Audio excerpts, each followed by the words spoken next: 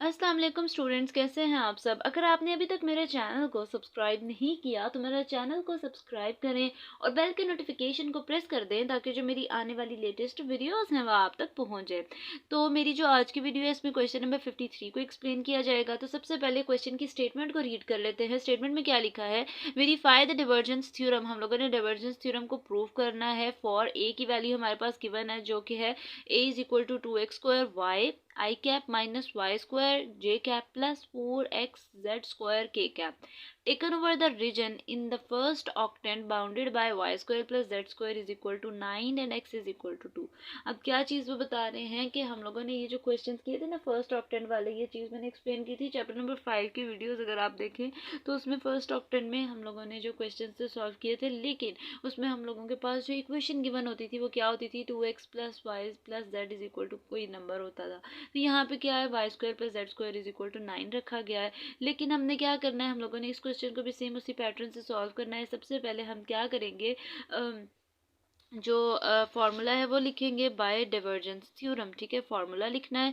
Formula क्योंकि हम लोगों के जो क्वेश्चन है उसमें उसने कह दिया कि वेरीफाई करो डिवर्जेंस थ्योरम को, तो हम लोगों ने डिवर्जेंस थ्योरम को ही प्रूव करना है। तो हम लोगों को जब क्वेश्चन में उसने कह दिया कि डिवर्जेंस थ्योरम लिखा आ गया है तो हम क्या करेंगे, सबसे पहले डिवर्जेंस थ्योरम का फॉर्मूला लिखेंगे जो कि है डबल इंटीग्रल सरफेस को रिप्रेजेंट करता है a dot n d s. अब आपकी मर्जी या एन कैप लगाना है वो लगा लें, यहाँ पे वेक्टर लगाना है वैसे कर लें, is equal to triple integral v को रिप्रेजेंट करता है del dot a d v. ठीक है, अब क्या करना है, जो मेरे पास राइट हैंड साइड है मतलब वॉल्यूम की वैल्यू है उस पर मैंने ये सारी वैल्यूज पुट करनी है।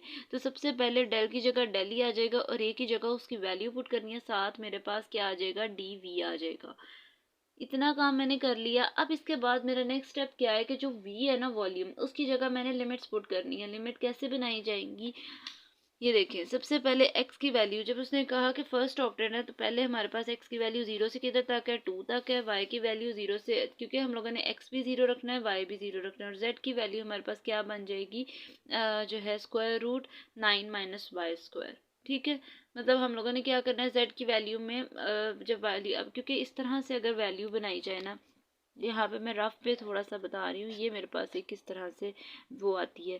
फर्स्ट ऑक्टेंट का क्या मतलब है, जब मेरे पास x की वैल्यू 1 से x, ये मेरे पास कौन सा होता है y, ये z, ये x की वैल्यू 0 से 2 तक है, इधर कहीं पे आ गया। y की वैल्यू 0 से किधर तक है, 3 तक है। ठीक है, तो z की वैल्यू इधर से कहीं से आएगी, तो हम लोगों के पास वो क्या कह रहे थे कि हम लोगों की जो स्क्वायर वाली वैल्यू है वो किधर है, y square plus x square है। ठीक है, तो कोई रीजन इधर इस तरह से आएगा। ठीक है, इस तरह से मैं ये प्रॉपर बना नहीं रही, लेकिन क्या है कि ये वैल्यू कुछ इस तरह से आएगी। और हमारे पास जब मैं x की रीजन पे, x की वैल्यू 2 है, y की वैल्यू 0 से 3 है, तो z की वैल्यू 0 से कितने तक चली जाएगी, square root 9 minus y square तक। और फिर मैंने क्या करना है, जब मैं डेल के साथ डॉट प्रोडक्ट लूँगी a का, तो मेरे पास फाइनल आंसर क्या आए हैं, 4xy minus 2y plus 8x z dy dx। ठीक है, अब यहाँ पे एक चीज़ जो है पॉइंट समझने वाला है वो ये है कि यहाँ पे डी जेड की वैल्यू है और यहाँ पे जेड इंटीग्रल है। जो इंटीग्रल यहाँ पे लास्ट पे होगा हम लोगों ने वो वाली वैल्यू, मतलब उसका डिफरेंशियल पहले लिख देना है। ठीक है, यहाँ पे जो लास्ट पे वैल्यू है वो यहाँ पे लास्ट पे उसका डिफरेंशियल आएगा, क्योंकि हम लोगों ने उसकी इंटीग्रेशन करनी है। अब मैंने इसकी इंटीग्रेशन की है तो इंटीग्रेशन तो बिल्कुल सिंपल थी, क्यों, क्योंकि यहाँ पे जेड के रिस्पेक्ट से करनी है, इसके साथ भी जेड आ जाएगा, इसके साथ भी जेड आ जाएगा, और इसके साथ जेड है तो इसका स्क्वायर डिवाइड बाय 2 आ जाएगा। 2 की कटिंग करें 8 के साथ तो 4 आ जाएगा, 4x स्क्वायर आ जाएगा। लिमिट्स लगा देनी है। अब मैंने क्या करनी है, जब लिमिट्स पुट करूंगी तो मेरा जो कुछ क्वेश्चन है वो कुछ इस तरह से हो जाएगा।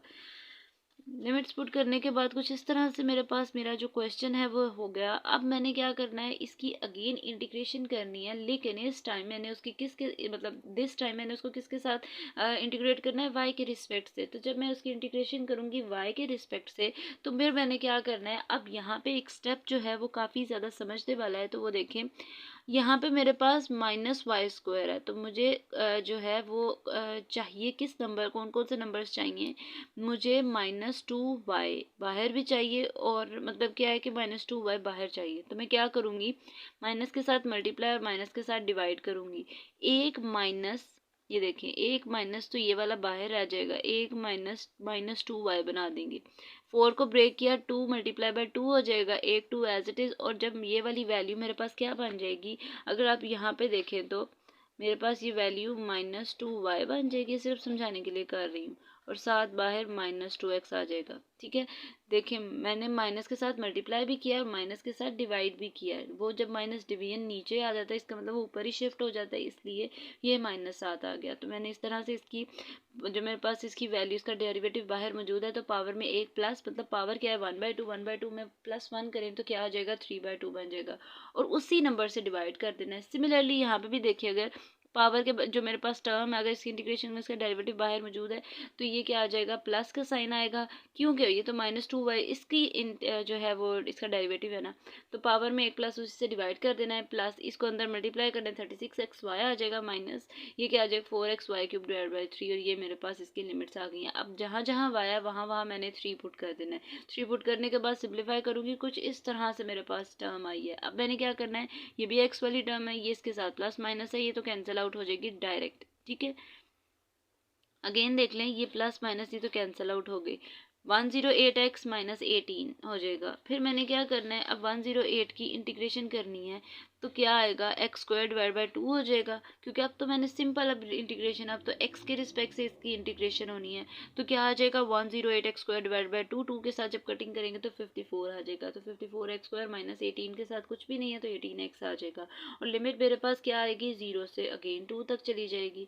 फिर मैंने क्या करना है, 2 को पुट करना है x की जगह, यहाँ पे जब मैं 2 पुट करूँगी तो x² की जगह क्या हो जाएगा, 2 का स्क्वायर 4 हो जाएगा, -18 x की जगह 2 आ जाएगा, तो 18 को 2 के साथ मल्टीप्लाई कर देना है। अब जब मैंने इसको मल्टीप्लाई किया 54 को मल्टीप्लाई करे 4 के साथ, -18 × 2 करे कैलकुलेटर पे, तो मेरे पास 180 फाइनल आंसर आ जाता है। तो कुछ इस तरह से ये क्वेश्चन आपका सॉल्व होगा। अच्छा, ये थोड़ा सा शॉर्ट था बाकी क्वेश्चंस की जो है वो कंपैरिजन, लेकिन कंपैरिजन अगर देखा जाए तो ये थोड़ा सा छोटा था, बाकी थोड़े लेंथी थे। तो ये जो क्वेश्चंस है ना डाइवर्जेंस थ्योरम से रिलेटेड, ये आपके पेपर में काफ़ी ज़्यादा इम्पोर्टेंट हैं, और मतलब ये वाला क्वेश्चन आ सकते हैं। ये जो क्वेश्चन नंबर, अच्छा मैं बता देती हूँ, क्वेश्चन नंबर 52 से ऑनवर्ड 55 तक कह लें, या फिर 54 तक कह लें, ये क्वेश्चंस इंपॉर्टेंट हैं आपके पेपर पॉइंट ऑफ व्यू की जो है वो रिस्पेक्ट से, तो इनकी प्रैक्टिस आपने अच्छे से करनी है। तो ये थी जी आज की मेरी वीडियो, होपफुली आपको मेरी वीडियो अच्छी लगी होगी। अगर आपको मेरी वीडियो अच्छी लगे तो वीडियो को लाइक करें और सब्सक्राइब करना मत भूलिएगा। तो इंशाल्लाह जो नेक्स्ट वीडियो होगी वो फर्दर क्वेश्चन से रिलेटेड होगी। तो तब तक के लिए अल्लाह हाफिज़।